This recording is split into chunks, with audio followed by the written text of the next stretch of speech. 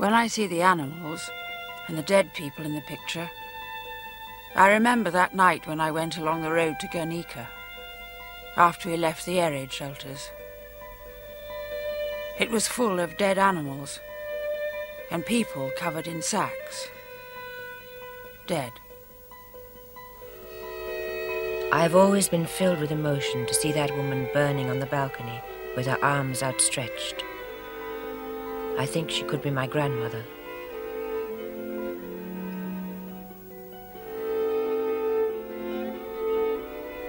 Picasso's painting, Guernica.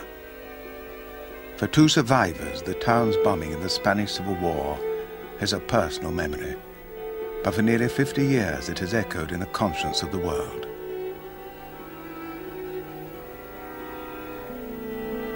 Spain, in the 1930s, was in many ways still struggling out of the 19th century, but it found itself the arena and battlefield for ideologies of the 20th. Men and women from all over the world fought for dreams of democracy, or communism, or fascism. Those ideas were later given a bitter, new meaning by the hindsight of global conflict and the Cold War.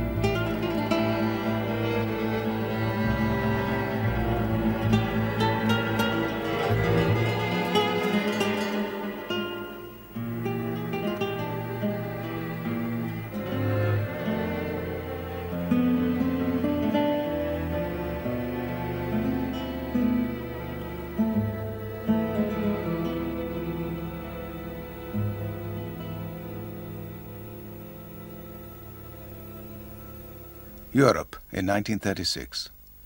Hitler had been in power for 3 years. Mussolini had ruled Italy since 1922. In Russia, Stalin had begun the show trials and purges of his enemies. Democracy everywhere was on the defensive. Britain and France were fearful of a European war. Then came the news from Spain.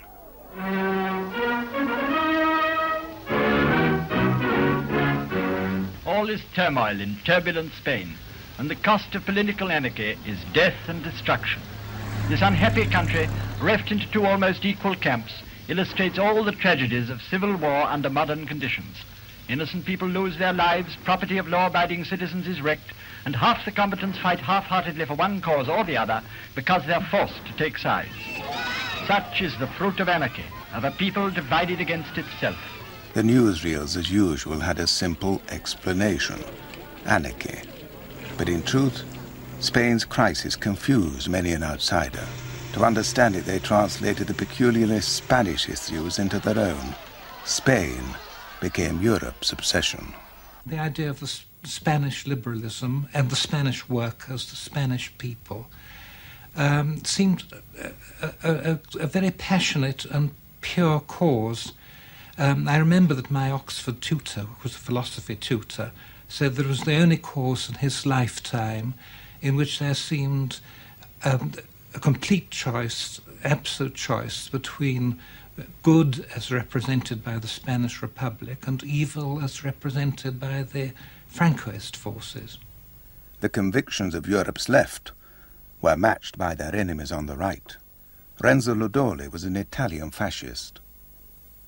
Mi sembrava che in Spagna fosse necessario difendere il cristianesimo, che era insidiato. I thought that in Spain it was necessary to defend Christianity. It was under siege. We thought that fascism was valid as a social and political doctrine.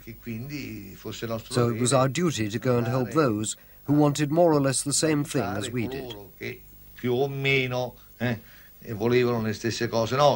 Immediately, both sides sought and found gestures of support from rival sponsors abroad. In the liberal democratic world, individual sympathy for the plight of the Spanish Republic was widespread, but practical help from governments was to prove a different matter. The army rebels' pleas, on the other hand, were soon answered.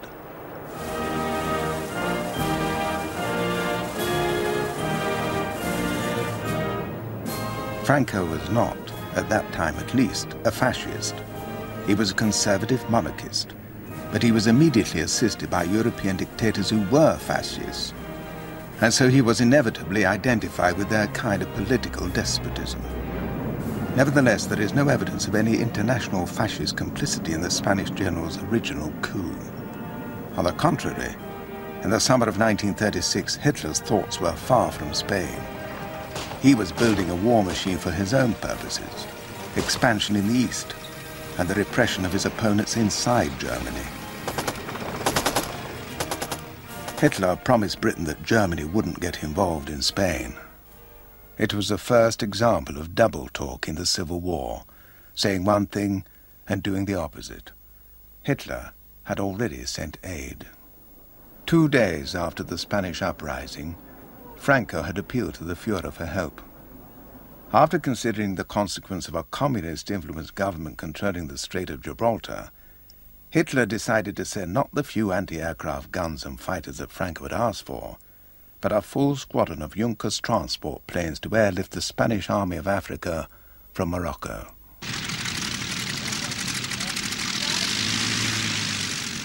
"1,500 of these troops were transported to Seville to begin their fighting passage to Madrid.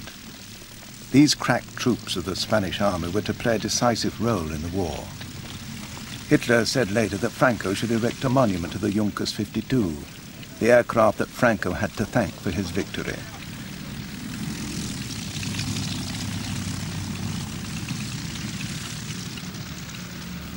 Hitler might have congratulated himself too. His help was later rewarded with a constant supply of Spanish iron ore. This gave him a great advantage in his preparations for the World War that was to follow.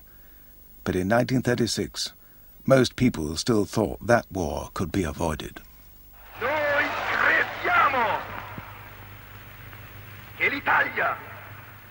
In 1936, Mussolini had not yet become Hitler's pawn. Inquadrata in tutte le sue formazioni rivoluzionarie. Indeed, many British hoped Italy could become an ally. I suoi destini. But Mussolini's conquest of Abyssinia had already shown that he was preparing aggressive expansion. Alla potenza e alla gloria.